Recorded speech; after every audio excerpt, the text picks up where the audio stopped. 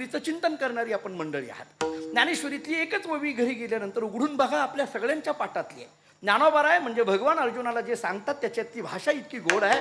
तया अहम वाचा चित्त अंग देवोनिया शरण रिघ महोदधी का गांग रिगाले जैसे.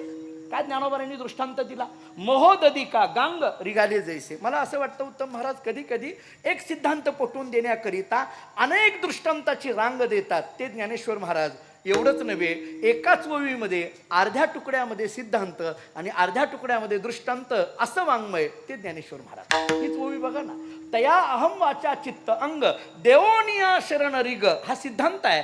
पण कसं महोदधी का गांग रिघाले जैसे हा दृष्टांत आहे. महोदधी का गांग, महोदधी या शब्दाचा अर्थ समुद्र, गांग या शब्दाचा अर्थ नदी. गंगा नदी समुद्राला ज्यावेळेस जाऊन मिळते, अवघ्या झाल्या उर्मी एक रूप, अवघ्या झाल्या उर्मी एक रूप, अवघ्या झाल्या उर्मी एक रूप, अवघ्या झाल्या उर्मी एक माया. सागर संगमे तुका म्हणे गंगा, सागर संगमे तुका म्हणे गंगा.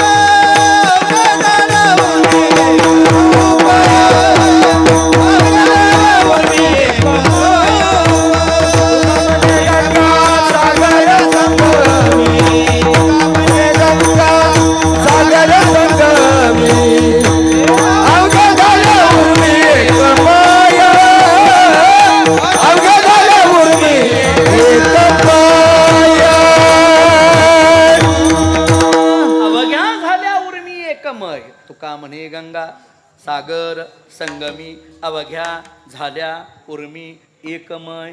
गंगा ज्यावेळेस सागराला जाऊन भेटते, गंगा नदी जेव्हा सागराला जाऊन भेटते, असं गंगेने विचार केला का अर्ध जाऊन भेटायचं ना अर्ध राहायचं? नाही, उलट अवघ्या झाल्या उर्मी एकमय. एकमय म्हणा किंवा एक रूप म्हणा, काय कळण्याकरता म्हणून मय म्हटलं काय आणि रूप म्हटलं काय. मुळात मयट हा प्रत्यय आहे आणि मयट या प्रत्ययाचे 3 अर्थ सांगितले, प्राचुर्यार्थी, विकारार्थी आणि स्वरूपार्थी. ब्रह्मसूत्र भाषामध्ये आचार्यांनी याचं चिंतन केलंय. इतकं सगळं ब्रह्मसूत्र रात्री 11च्या दरम्यान सांगणं बरं नाही आणि ते ऐकणं त्याच्यापेक्षा बरं नाही. मला जाणीव आहे चातुर्मास आहे सध्या चालू, पण महालिंग महाराज म्हणतील हे पंढरपुरात सांगा, इकडं नका ते पाठात सांगा तिथं. पण तरी एक मय म्हटलं काय आणि एक रूप, उगा गमती करता पटवून पुढं जातो. हे एक रूप किंवा एक मय का म्हटलं असेल, का म्हटलं असेल एक रूप? अवघ्या झाल्या उर्मी एक रूप, अवघ्या झाल्या उर्मी एकत्रित असं नाही.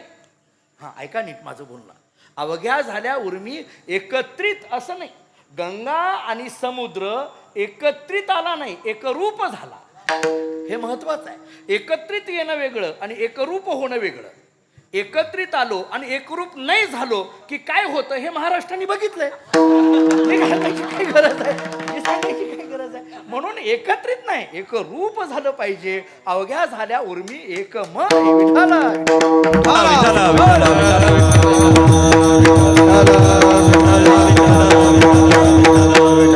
हा दृष्टांत ज्ञानोबारांनी दिला. कशा करता? अहम वाचा चित्त अंग देवोनिया शरण रिग. 4 गोष्टी सांगितल्या, अहम, वाचा, चित्त आणि अंग.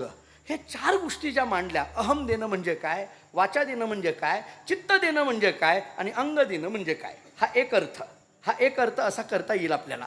अहम देणं म्हणजे नेमकं काय? अहम या शब्दाचा अर्थ काय? अहम हा अहंकार, हा एक विकार आहे. महाराज सांगतात हा अहम नावाचा जो विकार आहे, अहंकार नावाचा जो विकार आहे, तो विकार भगवंताच्या चरणावर देवोनिया शरण रिग. त्याग तरी ऐसा करा अहंकारा दवडावे. महाराजांचे शब्द प्रसिद्ध आहे. आणखीन थोडं पुढं बोलतो. हा अहंकार असा गमतीचा आहे, हा कधी कुठून कसा येईल सांगता येत नाही. ज्ञानोबारांचे शब्द फार स्पष्ट आहेत. नवल अहंकाराची गोठी विशेष नलगे अज्ञानापाठी, सज्ञानाचे झोंबे कंठी नाना संकटी नाचवी. मी अनेक वेळेला गमतीने म्हणत असतो, अहंकार असा कुठंतरी बसलेला असतो, एखाद्या खांबावर कुठंतरी इथं बसलेला असतो आणि मंडपात येऊन जर एखादा म्हणायला लागला, आपल्याला याच्यातलं काही कळत नाही, अहंकार म्हणतो हे आपलं गिराईकच नाही. पण इथं येऊन जर एखादा म्हणायला लागला, आपल्याला याच्यातलं कळतं, अहंकार म्हणतो तुझ्याच मानेवर बसायचं आहे. नवल अहंकाराची गोठी हा अज्ञानाच्या मागं लागत नाही, पण ज्ञानी म्हणून घेणाऱ्याला सोडत नाही. ज्ञानियाचे घरी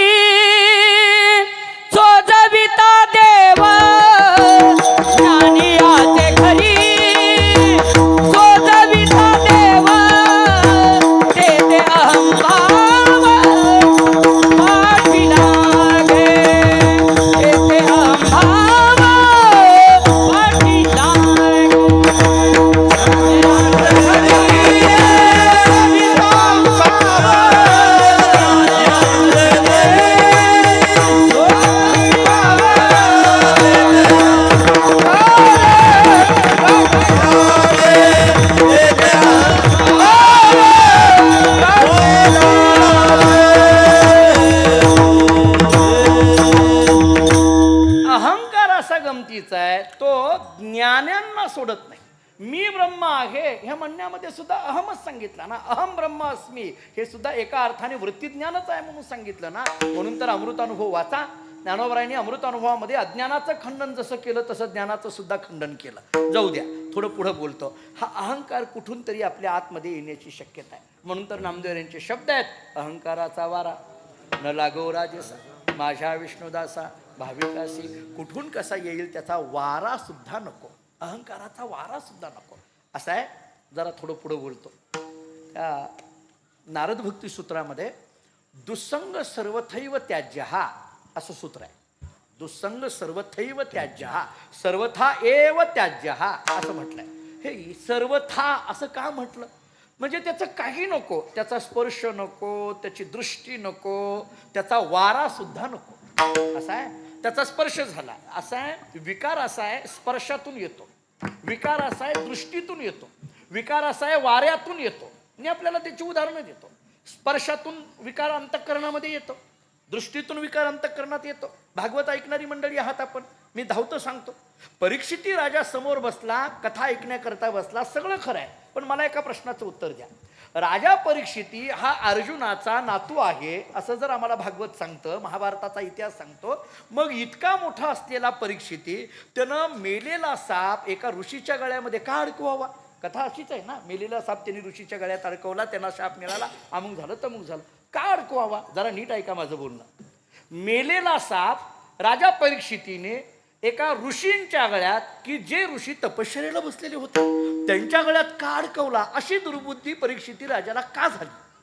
याची कारणं सांगताना भागवतामध्ये एके ठिकाणी कारण असं सांगितलंय, ज्या दिवशी राजा परीक्षिती शिकार करण्याला निघाला तेव्हा त्या दिवशी जाताना आपल्या डोक्यावरचा जो मुकुट आहे तो मुकुट त्या दिवशी त्याचा घालून गेला नाही, तो जरासंधाचा घालून गेला. नीट ऐका. जरासंधाचा मुकुट त्यानं डोक्यावर घातला. आता जरासंध कोण होता हे सांगायची गरज नाही, कृष्णाशी ज्याने वैर केलं. जरासंधाचा मुकुट डोक्यावर घातला आणि शिकार करण्याकरता गेला. दुष्टबुद्धी असणारा जरासंध, त्याचा मुकुट, त्याचे असणारे संस्कार त्या मुकुटात, ते संस्कार याच्या डोक्यात आले आणि त्याच्याकडून हे दुष्कृत्य झालं. दुसऱ्याचा मुकुट घातला. जरा सोपं बोलू, म्हणून दुसऱ्याची टोपी कधी दुसऱ्याला तर घालायचीच नाही, पण दुसऱ्याचीही घालायची नाही. काही काही माणसं बघा तुम्ही, म्हणजे आता आपण ही सगळी परंपरेतली मंडळी आहेत म्हणून सोडा, काही काही ते टाळकरी असतात ना, भजन करणारे, ते येतात, मग ते असं खाली बसायला लागतात. मग कुणीतरी म्हणतं अहो घ्या की, टाळ घ्या की, अहो टोपी नाही, मग ते पुढे बसलेल्या माणसाच्या डोक्यावरती घेतात. आपण जर भजनीय असेल तर आपली आपली टोपी आपल्याबरोबर, आपण दुसऱ्याला टोप्या घालतो दिवसभर आणि आपली आपली घेऊन येता येत नाही आपल्याला. आपली टोपी आपल्याच डोक्यावर असावी, दुसऱ्याची टोपी घालू नये, दुसऱ्याचे कपडे नेसू नये. इतकी सूक्ष्मता आपल्या भारतीय संस्कृतीने सांगितली आहे. विठ्ठल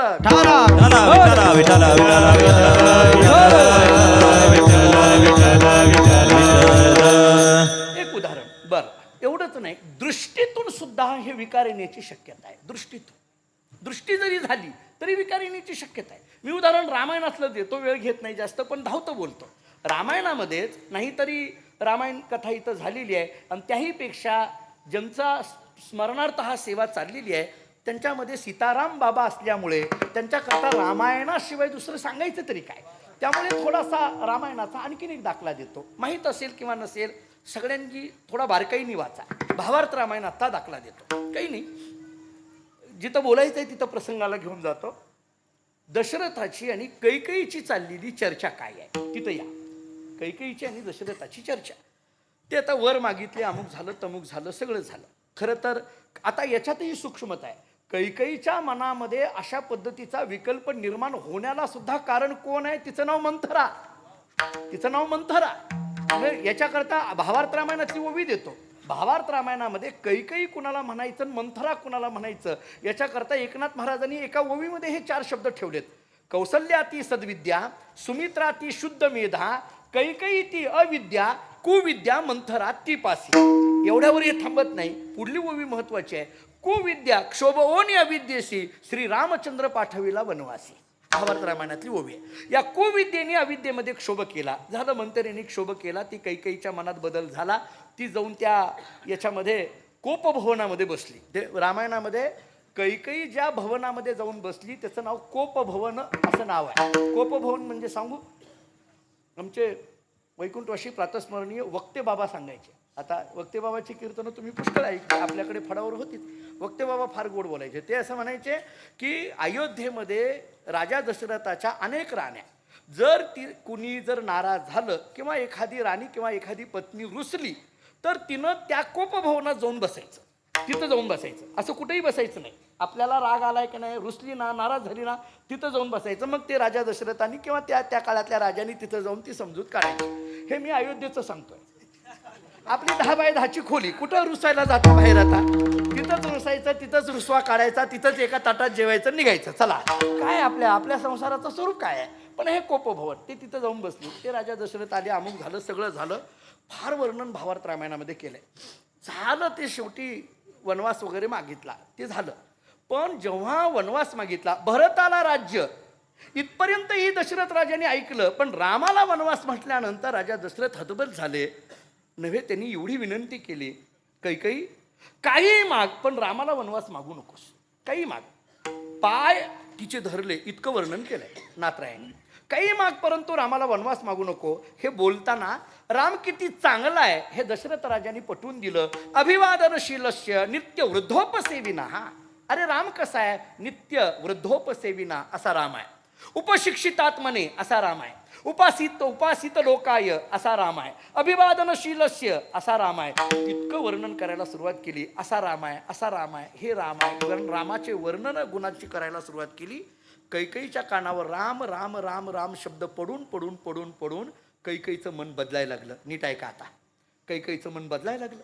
आणि कैकईला असं वाटायला लागलं, आपण जो रामाला वनवास मागितलाय हे आपलं चुकलंय.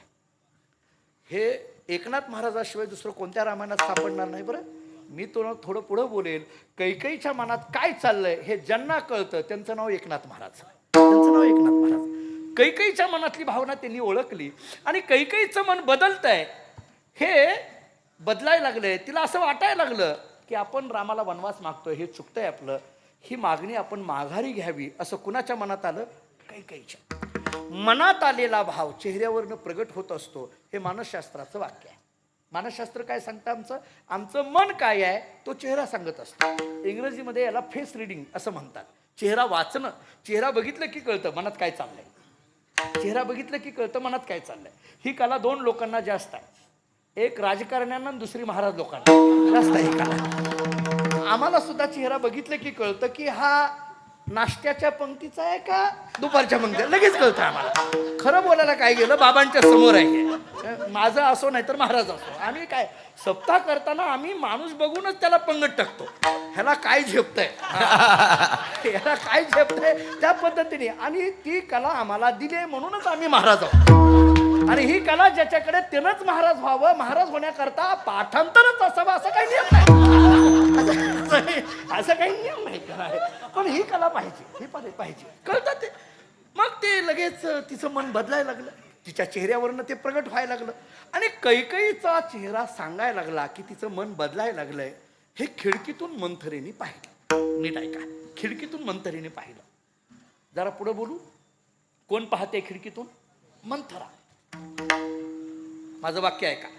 दशरथ राजाची आणि कैकईची भांडणं खिडकीतून कोण बघते? मंथरा. सोपं सांगू, नवरा बायकोची भांडणं जी खिडकीतून बघते तिचं नाव मंथरा. झालं, मला एवढं सांगायचं होतं मंथरीची व्याख्या. फार काही मंथरीची वेगळी व्याख्या सांगायची नाही. त्यामुळे एवढीच मंथरीची व्याख्या लक्षात ठेवा. तिनं ते बघितलं आणि मंथरेच्या लक्षात आलं, अरे कैकईचं मन बदललंय, चेहरा बदललाय. मग आपण जे इतकं केलं सगळं हे गेलं ना वाया. आता जर ती म्हटली की ठीक आहे रामाला वनवास नको असं म्हणून जर तिनं म्हटलं तर संपलं ना. मग काय करायचं? कुविद्या गप्प बसत नसते. ऐका, कुविद्या गप्प बसत नाही. मग तिनं काय केलं, त्या खिडकीतून हातवारी करायला सुरुवात केली. ओरडता तर येत नाही म्हणून अशी हात हलवायला लागली, अथवा इकडं तिकडं हलायला लागली. पण कैकईचं काही लक्ष जाईना. आणि काय झालं कोणास ठाऊक, सहज नेमकं कैकईचं लक्ष त्या खिडकीकडे गेलं. मंथरेची आणि कैकईची नजरानजर झाल्याबरोबर कैकईचं चांगलं झालेलं मन पुन्हा बिघडलं आणि पुन्हा कैकईने सांगितलं नाही नाही रामाला वनवास. हे कोणाला बघण्याने? फक्त मंथरेला बघण्याने. बघण्यातून विकार येण्याची शक्यता आहे. अहंकाराचा वारा. विठ्ठल विठ्ठल विठ्ठल विठ्ठल विठ्ठल विठ्ठल विठ्ठल विठ्ठल विठ्ठल असलेला अहंकार ज्ञानोबराय सांगतात तया अहम देऊन टाका, देऊन टाका, शरण करा. मला कधी कधी प्रश्न पडतो, उगी आता माझा विकल्पाने काही विचार मांडून पुढे जातो युक्तिवादाने. अहम द्या म्हणतात. माझा प्रश्न असा आहे, अहम म्हणजे विकार, बरोबर आहे, अहंकार हा विकार आहे, हे द्या म्हणून सांगितलं. मी साधा प्रश्न विचारतो, देवाला चांगलं द्यावं का वाईट द्यावं? साधा प्रश्न आहे. बघा माझ्या एवढ्या एक दोन प्रश्नाची उत्तरं द्या, म्हणजे मी 1-2 वाजेपर्यंत सोडतो. नाही मग खरंच माझा साधा प्रश्न आहे. अहंकार द्या असं सांगितलं, विकार हा दिला. माझा प्रश्न असा आहे, देवाला चांगलं द्यावं का वाईट द्यावं? बरं, देवाला चांगलं द्यावं का वाईट द्यावं? फार अवघड चाललं. बरं जाऊ द्या, देवाचं सोडा. महाराजाला चांगलं द्यावं का वाईट द्यावं? आमचं बोलतो. हा, त्याला मी उत्तर देईन ना. तुम्ही देवाला चांगलं द्यावं का वाईट द्यावं? चांगलं ना. विकार हे चांगले आहेत का वाईट आहेत? वाईट आहेत. मग वाईट असलेले विकार देवाला दिले असं म्हणतात, हे चांगलं का वाईट? वाईट असलेले विकार देवाला दिले असं म्हणता येत ना. वाईट असलेला अहंकार द्या असं जर ज्ञानोबाराय सांगत असतील, अहो देवाला चांगलं द्यावं ना, मग हा वाईट विकार कसं काय द्या म्हणून सांगता? याचं उत्तर देताना एक साधं सोपं उत्तर देतो. जुन्या काळामध्ये एक ग्रंथामध्ये एका पुस्तकात वाचण्यात आलं. वैकुंठवासी गुरुनाम गुरु रंगनाथ महाराज परभणीकर गुरुजी म्हणायचे. गुरुजी एक वाक्य असं सांगायचे, गुरुजी असं वाक्य सांगायचे की देवाला अहंकार द्या असं सांगितलं. अहंकार हा वाईट आहे, पण हा परमार्थाला प्रतिबंध आहे. मग प्रतिबंध असलेला अहंकार देवाला का द्या म्हणायचं? याचं एक साधं सोपं उदाहरण ते असं द्यायचे. एखाद्याला विचारलं, का रे बाबा वारीला का आला नाही? वारीला का आला नाही? तो म्हटलं बायकोनी येऊ दिलं नाही. वारीला का आला नाही? उत्तर काय दिलं? बायकोनी येऊ दिलं नाही. गुरुजी म्हणायचे, एक काम कर, त्या बायकोलाच माळ घाल, म्हणजे ती वारकरीण झाली की तुझी वारी सोपी होईल. कळलं का तुम्हाला? जी अडचण करते, जी प्रतिबंध करते, तिलाच माळ घाल, म्हणजे ती वारी करायला लागली की तुझं सोपं जाईल. तसं जो अहंकार तुला परमार्थाला अडवा येतोय, तो अहंकार देवाला देऊन टाक, म्हणजे तुझा परमार्थ सोपा होईल. तया अहम वाचा चित्त.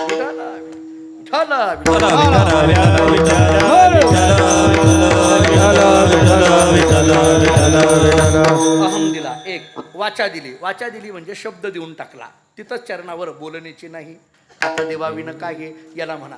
चित्त देऊन टाकलं, आता चित्त राहिलं नाही, चित्त चिदरूप झालं आणि अंग देऊन टाकलं. या शब्दाचा अर्थ शरीरही समर्पण केलं.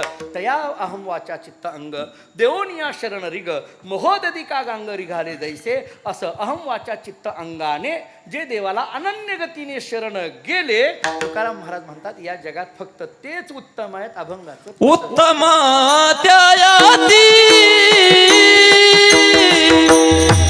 उत्तम त्यायाती उत्तम त्यायाती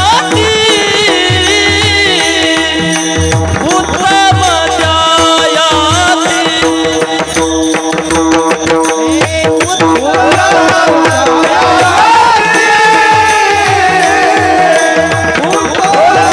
त्यायाती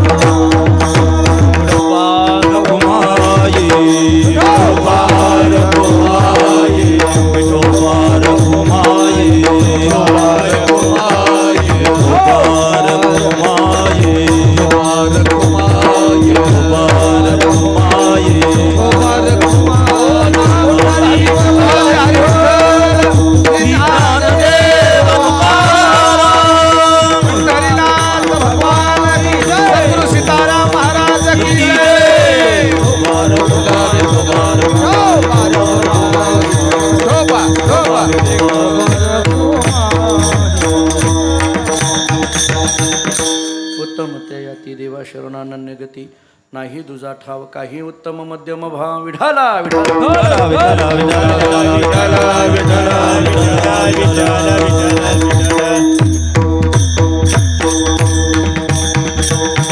या भंगाचा विचार करताना देवा शरण अनन्यगती याच्यातल्या शरण शब्दाचा विचार केला, अनन्यगती शब्दाचा विचार केला. असं देवाला जे अनन्यगतीने शरण गेलेले आहेत तुकाराम महाराज म्हणतात त्यांना उत्तम म्हणा. उत्तम म्हणा या शब्दाचा अर्थ चांगलं म्हणा इथपर्यंत ठीक आहे.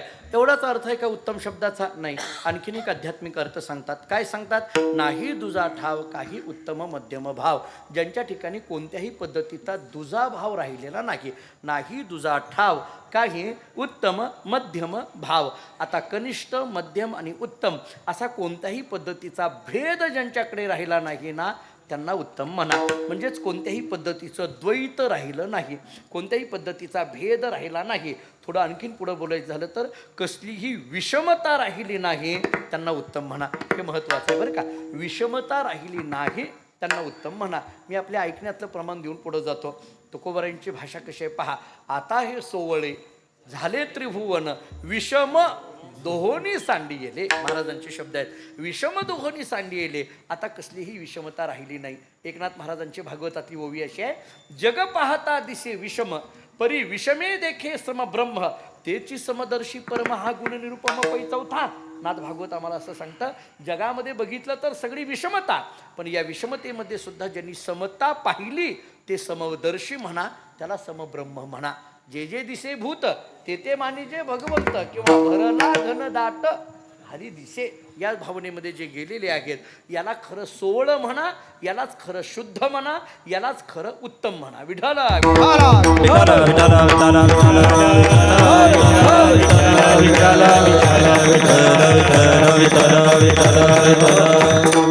थोडं आणखीन तत्वज्ञानाच्या भाषेत बोलायचं झालं तर इथं भ्रांती राहिली नाही त्याला उत्तम म्हणा. भेदभ्रांती, कर्तृत्व भ्रांती, विकार भ्रांती, संसर्ग भ्रांती आणि जगत सत्यता भ्रांती अशा 5 पद्धतीच्या भ्रांती सांगितल्या जातात. हे राहिली नाही. कोणताही भेद राहिला नाही, वेगळेपणा राहिला नाही ते उत्तम आहे. थोडक्यात काय, जीव आणि ब्रह्म किंवा जीव आणि देव किंवा जीव आणि ईश्वर हा आत्तापर्यंतचा असलेला जो भेद आहे तो भेद आत्तापर्यंतचा जो मांडला मी मानला म्हणतोय आत्तापर्यंतच. वैष्णवाचा धर्म विष्णुमय जग वैष्णवाचा धर्म विष्णुमय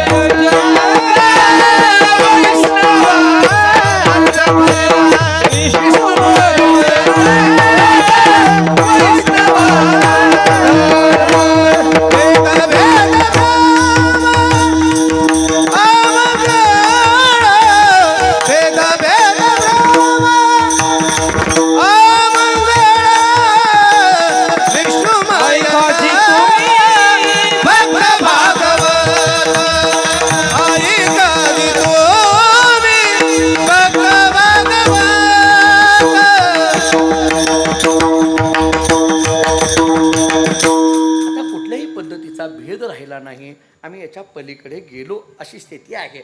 आपल्याला किती प्रमाणं आणि किती उदाहरणं वेगवेगळी देऊ. ज्ञानोबाराय बोलतात ज्ञानदेव म्हणे तोही माझा आत्मा. रेड्याच्या संबंधाने बोलताना ज्ञानोबारांचे हे शब्द आहेत. किंवा तुकाराम महाराजांचे शब्द कसे आहेत पहा. तुकाराम महाराज सांगतात अवघी भूते साम्य आली देखील मी काही होते विश्वास तो खरा मग पांडुरंग कृपेचा मग म्हणायचं सर्वात्मकपण माझे हिरोनी नितोपण. हे महाराजांचे शब्द. म्हणजे असं सांगितलं जातं की तुकाराम महाराज रस्त्याने निघाल्यानंतर ती पाखरं त्या कणसावरनं उठून पळून गेली, घाबरून उठून गेली, अशी घाबरून गेली. महाराजांना वाईट वाटलं. महाराज रडायला लागले. कुणीतरी म्हटलं काय झालं महाराज? काही नाही. म्हटलं हे कणसावरची पक्षी जे आहेत ना ते उडून गेले मला घाबरून, म्हणून मी रडायला लागलो, वाईट वाटायला लागलं. पाखरं उडूनच जाणार ना. महाराजांनी सांगितलं ज्या अर्थी ही पाखरं उडून जातात त्या अर्थी पाखरांमध्ये आणि माझ्यामध्ये आणखीनही भेद शिल्लक राहिला. ज्या अर्थी ही पाखरं मला घाबरतात त्या अर्थी माझ्यामध्ये आणि त्यांच्यामध्ये भेद राहिला आहे. महाराज असं म्हणतात पाखरांनी सुद्धा मला घाबरू नये, पक्ष्यांनी सुद्धा मला घाबरू नये. एक गमतीने वाक्य सांगू. पाखरांनी सुद्धा मला घाबरू नये म्हणणारे तुकाराम महाराज आणि कीर्तनाला उभारलं की सगळ्यांनी घाबरलं पाहिजे म्हणणारे महाराज. हा फरक आहे, हा फरक आहे. कधी कधी काही लोक मला कोणी सांगितलं, महाराज तुम्हाला काय, तुम्ही उगे सगळ्याला गोड बोलता असं असं आम्हाला म्हणतात, सगळ्याला घेऊन चालता, सगळ्यालाच वावा म्हणता, सगळ्याला हे म्हणता. तुम्हाला माहीत नाही म्हटले, मी कीर्तनाला उभारलो ना, गायक लोक असे थरथर कापतात, वादक थरथर. मी म्हणलं महाराज आहे का भूत आहे, थरथर कापायचं काय काम आहे? मग तुकोबारांची प्रमाण लावायची कुठं, तुम्ही आम्ही खेळी मेळी गदा रोळी आनंद असं नाही ना, सगळ्याला घेऊन चालायचं असतं, सगळ्याला बरोबर त्या पद्धतीने ज्याचा जसा स्वर आहे. आता किती प्रमाणं दिली मला यांनी सगळ्यांनी, इतकी प्रमाणं का दिली? कारण त्यांना विषय तितके होते, बाकी जे काल होते का एवढे विषय नव्हते ना, म्हणून तेवढे प्रमाणं नव्हती ना. आता सगळ्यांना तसे विषय मिळत होते, तशी दिली. त्यांच्या भावना सगळ्या बाहेर येत होत्या, येऊ द्या ना, काय अडचण आहे. ज्याला ज्या पद्धतीने ज्याला समन्वय कशा बरं अगदी योग्य पद्धतीने प्रमाणं. काही ठिकाणी प्रमाणं सुद्धा काहीच्या काही देतात बिभीषण महाराज. काही ठिकाणी अशी गमतीची, एकाला मी उगीच सहज बोलत होतो रामायणातलं, हनुमंतराय रावणाकडे गेले असं म्हटलं की एकाने प्रमाण दिलं श्री संताची. आता काय संबंध आहे? रावण आणि संत काही संबंध आहे का? माणसं कुठल्या कुठं काहीच्या काही प्रमाणं कधी कधी देतात, पण विषय किंवा त्याचा अर्थ पाहून प्रमाण दिलेलं जातं. मला आपल्याला हे बोलत असताना एवढं सांगायचं आहे, तुकाराम महाराजांनी सांगितलं, पाखरांनी सुद्धा मला घाबरू नये, अंगा खांद्यावर पाखरं बसावी, तेव्हा मी म्हणेल विष्णुमय जग ही स्थिती झाली, तेव्हा मी म्हणेल नाही तुझा ठाव काही उत्तम मध्यम भाव. अशी स्थिती ज्यांची त्यांना उत्तम म्हणा. 2 गोष्टी झाल्या. तिसरी गोष्ट सांगतात की या नाही तुझा ठाव याची परिणिती अशी झाली, उमटती ठसे ब्रह्मप्राप्ती अंगी दिसे. तिसरं चरण महाराजांचं असं आहे, उमटती ठसे ब्रह्मप्राप्ती अंगी दिसे. मी आपल्याला या प्रमाणाचा बारकावा सांगतो. उमटती ठसे, ठसे या शब्दाचा अर्थ चिन्ह. कशाची चिन्ह? ब्रह्मप्राप्ती अंगी दिसे. ब्रह्मप्राप्तीची चिन्ह या महात्म्याच्या शरीरावर उमटलेली दिसून यायला लागली. या ब्रह्मप्राप्तीची चिन्ह या महात्म्याच्या शरीरावर या ठिकाणी दिसायला लागली. आता माझा प्रश्न असा पडतो, ही ब्रह्मप्राप्तीची चिन्ह म्हणजे नेमकी कोण, काय आहे, कोणती चिन्ह आहे? आपल्याकडे साधारणपणे वारकरी कशाला म्हणावं याची चिन्ह आहे. कपाळाला गंध असणं, गळ्यात माळ असणं, ही वारकरीपणाची चिन्ह आहे. ज्याच्या त्याच्या अनुषंगाने आपल्याकडे इतकी सूक्ष्मता सांभाळल्या जातात. अनेक वेगवेगळी आपल्याला गंधाच्या संबंधाने, माळेच्या संबंधाने, कपड्याच्या संबंधाने, वेगवेगळे आपल्याला आहारविहाराच्या संबंधाने सांगितलं जातं. पण याला परमात्मा प्राप्ती झाली आहे, हा महात्मा ओळखायचा कसा? तुकाराम महाराज सांगतात त्यांच्या अंगावर चिन्ह उमटलेली असतात. आता ही चिन्ह कोणती? माझ्या थोड्या अभ्यासाने 5 चिन्हांचा विचार सांगून पुढे जातो. ऐका, मी सांगतोय कशाचं. वारकरी असणारी बाह्य लक्षणं सांगत नाही, वैष्णवाची बाह्य लक्षणं सांगत नाही, वैष्णवाची अंतर्लक्षणं सांगायला लागलोय. जी अंतःकरणातून उमटलेली जी चिन्ह आहेत त्याच्या शरीरावर ती सांगायला लागलोय. आणि ही सगळी चिन्ह आपण ज्यांचं पुण्यस्मरण करतोय त्या बाबांकडे कशी लागू पडतात. आपणच जवळून बाबांना बघितलंय, योग्य आहे का अयोग्य आहे तुम्हीच ठरवा. मी दाखवतो तुम्हाला. चिन्हांची नावं ऐका नीट. ही उमटती ठसे कोणकोणते? अभिन्नता 1, अभयरूपता 2, अजन्मस्थिती 3, अनन्यता 4 आणि आनंदरूपता 5. हे 5 चिन्ह प्रमाण देतो एकेकाला. अभिन्नता, भेद नाही सर्वात्मना नारायणा तुझं मज अभिन्नता. अभयरूपता, आम्हा हरीच्या दासा काही भय नाही त्रिलोकी. अजन्मस्थिती, त्यांची सरली झार झाला सफळ व्यापार. अनन्यता, एकधरीला चित्ती आम्ही रखुमाईचा पती. आणि आनंदरूपता, आनंदाची डोही आनंद तरंग. ही 5 चिन्ह ज्यांच्याकडे आहेत नक्की ओळखा की त्यांच्या ठिकाणी ब्रह्मप्राप्ती झालेली आहे. त्यांना महात्माच म्हणा. मला सांगा, अभिन्नतेमध्ये, अभयरूपतेमध्ये, अजन्मस्थितीमध्ये आणि अनन्यतेमध्ये आणि आनंदरूपतेमध्ये जे होते त्यांचं नाव सद्गुरू श्री सीताराम बाबा. बघा तुम्ही 5ही चिन्ह महाराज जर अगदी जवळ राहिलेले आहेत, आपण सगळीजण त्यांना पाहिलेलं आहे, अनुभवलेलं आहे. अभिन्नता, कुठलाही भेद नाही. अभिन्नता, अभयरूपता, कधी मृत्यूची भीती त्यांच्या चेहऱ्यावर जाणवली नाही. अजन्मस्थिती, जन्म मृत्यूच्या पलीकडे पोहोचणं. अनन्यता, एकधरीला चित्ती. मला मगाशी माऊली महाराजांनी आतमध्ये घेऊन गेल्यानंतर भगवान विष्णूची ती मूर्ती दाखवली, ज्या मूर्तीची आपण प्राणप्रतिष्ठा केली. मी म्हटलं माऊलींना, म्हटलं याच मूर्तीचं कसं? तर ते म्हटले बाबांच्या नित्यपूजेमध्ये हीच मूर्ती होती. बाबा नित्य याच मूर्तीकडे पाहायचे. या मूर्तीमध्येच त्यांना दैवत्व सापडलं. याचा अर्थ त्याच्याशिवाय दुसरं काही माहीत नाही. अनन्यता आणि आनंदरूपता, कधी पाहिलं की अंतःकरणातून स्वच्छ आनंदाने आपल्या ठिकाणी तृप्त असणं याला आनंद रूपता म्हणा. आणि म्हणून हे पाचही चिन्ह त्यांच्याकडे होती. उमट तीठसे ब्रह्मप्राप्ती अंगी दिसे म्हणून त्यांना उत्तम म्हणा. विठ्ठल आणि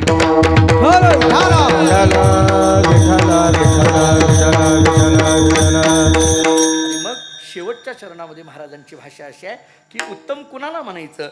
जे देवाला अनन्य गतीने शरण गेले ते उत्तम, ज्यांच्याकडे भेद राहिला नाही ते उत्तम, ज्यांच्याकडे 5 चिन्ह अंगावर उमटलेली दिसून येतात ते उत्तम. एवढ्यावर नाही, महाराजांनी 3 लक्षणं सांगितली. भाविक विश्वासी तुका म्हणे नमन त्यासी. कोणाला उत्तम म्हणा? जे भाविक आहेत त्यांना उत्तम म्हणा, जे विश्वासी आहेत त्यांना उत्तम म्हणा. याचा अर्थ जे भावाने युक्त ते भाविक त्यांना उत्तम म्हणा. विश्वासी तरी कुणाला म्हणायचं? अलीकडल्या काळामध्ये विश्वास हा शब्द फार अवघड झाला आहे. हिंदीमध्ये विश्वासघात करणाऱ्याला दगा म्हणतात, दगा फटका. ते कबीर महाराजांचा एक हिंदीमध्ये दोहा आहे. कबीर महाराज सांगतात, दगा किसी का सगा नहीं, नहीं किया तो कर देखो, नहीं तो जिसने किया उसका घर देखो, अशी भाषा आहे. त्यामुळं विश्वास कुणावर ठेवायचा, कुणाला विश्वासी म्हणायचं? मला वाटतं 3 मुद्दे मांडता येतील. ज्याचा देवावर विश्वास आहे त्याला विश्वासी म्हणा, 1. ज्याचा देवावर विश्वास आहे त्याला विश्वासी म्हणा, 1. किंवा ज्याच्यावर जगाचा विश्वास आहे त्यांना विश्वासी म्हणा, 2. पण या दोन्ही व्याख्येपेक्षा तिसरी व्याख्या सांगतो. ज्याचा देवावर विश्वास आहे त्याला विश्वासी म्हणा, किंवा ज्यांच्यावर जगाचा विश्वास आहे त्यांना विश्वासी म्हणा, किंवा भगवंताचा ज्यांच्यावर विश्वास आहे त्यांना विश्वासी म्हणा, त्यांना म्हणा. ज्यांच्यावर विश्वास आहे. आणि मला असं वाटतं या मुद्द्यामध्ये जर बघितलं तर भगवंताचा ज्यांच्यावर विश्वास आहे त्याला जर विश्वासी म्हणायचं असेल तर या विश्वासी शब्दामध्ये एकच येतात, ते म्हणजे सद्गुरू सीताराम बाबा. ज्यांच्यावर देवाचा विश्वास आहे, जे भाविक आहेत. आणि जरा शेवटचा शब्द बोलायचं झालं, तुका म्हणे नमन त्यासी. ज्यांना पाहिलं की नमन करावं वाटतं. म्हणजे स्तुती म्हणून नव्हे, पण अंतःकरणातल्या भावना बोलायच्या झाल्या तर मगाशी आम्हाला माऊली आतमध्ये घेऊन गेले दर्शनाला. आणि बाबांची मूर्ती पाहिल्यानंतर जणू काही प्रत्यक्ष बाबा इथं बसलेत अशी ती मूर्ती. ज्यांना पाहिलं की नमन करावं वाटतं अशी ती मूर्ती. आणि म्हणून ज्यांना पाहिलं की नमन, ज्यांना बघितलं की पाया पडावं वाटतं अशी काही मोजकी माणसं या जगामध्ये आहेत. आणि त्यामुळे अलीकडल्या काळामध्ये जे होते त्यांचं नाव बाबा होतं, की ज्यांना बघितलं की पाया पडावं वाटायचं. आणि जरा पुढं बोलतो, ज्यांना पाहिलं की नमन करावं वाटतं असं नाही, ज्यांना पाहिलं की मनच न मन होतं त्यांना म्हणा उत्तम. ज्यांना पाहिलं की मनच न मन होतं, ज्यांच्याकडे बघितलं की उन्मनी अवस्था तयार होते, अशी उन्मनी अवस्था असणारी माणसं काही मोजकी असतात. मी अनेक वेळेला म्हणत असतो, आमचे उत्तम महाराज इथं आहेत, हरिभाऊ आहेत, बिभीषण महाराज. एक काळ आम्ही सगळी मिळून लहान एकमेकाच्या खोड्या आम्हाला माहिती आहेत, चांगल्या माहिती आहेत असं म्हणायला हरकत नाही. एकमेकाच्या ते काही आजचं नाही आहे, हे अनादिकालापासूनचं आहे हे नातं, हे काय आजचं नाही. आणि ही सगळी मंडळी आहेत, पण आपण सगळीजण या परंपरेवर प्रेम करणारी मंडळी आहोत. म्हणजे मला महाराजांचं विशेष करून कौतुक करावं वाटतं, कारण मी महाराजांचा तो काळही बघितला, अतिशय प्रतिकूलतेतला काळ.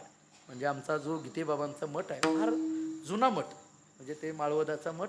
मी त्या मठामध्ये एकादशीला दादांच्या कीर्तनाला तर जायचो, पण कीर्तनानंतर थांबायचो, कारण त्या काळात संगीत भजन आपल्याच मठात व्हायचं फक्त.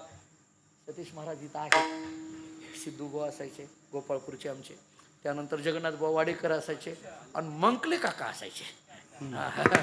बरोबर आहे का? मंकले काका असायचे. मला त्यांची आठवण येते असं सर्वात, पण इतकं गोड व्यक्तिमत्व, हसतमुख सतत. आम्ही बेंगलोरला अनेक वेळेला, सतीश महाराज अनेक वेळेला बेंगलोरला आली, ही सगळी मंडळी. आणि त्या लोकांना आमंत्रण देण्याची जबाबदारी माझी, आणि त्यामुळे मी मठात जायचो, कारण ती सापडायची तिथंच. फोन नव्हते. दादा मला म्हणायचे, जा त्यांना सांगू नये बेंगलोरला जायचं आहे आपल्याला. द्वादशीला जायचं असायचं आणि एकादशीला मग हे सगळे सापडायचे तिथं, मला सगळे शोधावं लागायचे. काही मोबाईल नव्हते तेव्हा, काही नाही. मग मी मठात जायचो. त्यामुळं अशा तोही काळ आणि आजही हा उज्ज्वल काळ. आज सीताराम बाबांचा जो गड आहे, हा गड या सगळ्या परिसरातलं एक अत्यंत श्रद्धेचं स्थान झालेलं आहे. एकतर बाबांच्या पदस्पर्शाने हे पुनीत झालेलं स्थान आहे. मुळात त्यांनीच इतकं वैभव निर्माण करून ठेवलं, आणि त्याच्यामध्ये भर आदरणीय पूज्यश्री महाराजांच्यामुळे पडली. आणि हा एवढा जनसमुदाय आज जो इथं उपस्थित आहे, तो बाबांवर श्रद्धा आणि महाराजांचं प्रेम पाहून इथं उपस्थित आहेत. मी त्यांच्या चरणी नतमस्तक होत असताना, कारण या परंपरा जेव्हा चालत असतात, टिकत असतात, तेव्हा एका व्यक्तीला त्याच्यामध्ये समर्पण करावं लागतं. एका पिढीतल्या एका व्यक्तीला समर्पण केल्याशिवाय परंपरा चालत नाही, परंपरा टिकत नाही. म्हणजे बऱ्याचदा मी सांगत असतो, आता दादा पुढं बसलेले आहेत, आमच्या सगळ्यांचं जीवन दादांपुढं घडलं आहे. म्हणजे उत्तम महाराज इथं आहेत, ही सगळी मंडळी. म्हणजे आता या अभंगामध्ये जसं मी सीताराम बाबांचं वर्णन केलं तसं आपल्या सगळ्यांच्याही दृष्टीने, ते विशेष करून आम्हा मुलांच्या दृष्टीने ज्यांना पाहिलं की नमन करावं वाटतं तसे माझे वडील दादा आहेत. एवढं काही व्यक्तिमत्व अशी असतात की ज्यांच्या चरणावर सतत नतमस्तक व्हावं अशा पद्धतीने. मी विनोदाने म्हणत असतो उत्तम महाराज, मी त्यांना म्हणत असतो, आम्हाला फेटा बांधून 1-2 तास बोलावं लागतं, तेव्हा कुठंतरी माणसाच्या गळी आम्ही थोडं उतरतो. तुम्ही फेटा बांधला की अर्ध काम तुमचं होतं. मी त्यांना गमतीने म्हणत असतो, आमच्या दोघांचे जरी आम्ही वडील आणि मुलगा असलो तरी मी फार चेष्टा करत असतो त्यांची. कारण त्यांचं दिसणं, त्यांचं बसणं, त्यांचं जे आहे त्याचं कारण अंतरंगात जी शुद्धता असते ती चेहऱ्यावरनं ओसंडून वाहत असते. आणि ही जुनी मंडळी ज्यांनी अतिशय प्रतिकूल काळ बघितलेला आहे, सीताराम बाबा असतील किंवा आमचे दादा असतील किंवा अशी अनेक जुनी मंडळी ज्यांनी तो परमार्थातला प्रतिकूल काळ, आम्ही अनुकूल काळ बघितला. आमची डायरेक्ट गाडी आता इथपर्यंत येते, पण महाराजांच्या कित्येक सप्ताहामध्ये दादांनी एसटीने कीर्तनं केलेत. कितीतरी सप्ताहामध्ये आपल्या परंपरेतल्या कित्येक सप्ताहामध्ये दादा येत होते. एसटीनं जायचं किंवा त्या जुन्या काळातल्या त्या वडापच्या झेपा असायच्या त्यांनी जायचं, काही ठिकाणी बैलगाडीतून जायचं. म्हणजे आनाळा, सोनारी, डोंजा, परंडा ही सगळी गावं, त्या सगळ्या गावांना दादांची कीर्तनं झाली. त्यामुळे हे त्या काळात प्रतिकूलतेमध्ये आज हा अनुकूल काळ आम्ही पाहतो आहोत. हा अनुकूल काळ ज्यांनी आम्हाला प्राप्त करून दिला ही सगळी महात्म्य आहेत. आणि म्हणून मी म्हटलं की प्रत्येक पिढीमध्ये एकाला समर्पण व्हावं लागतं.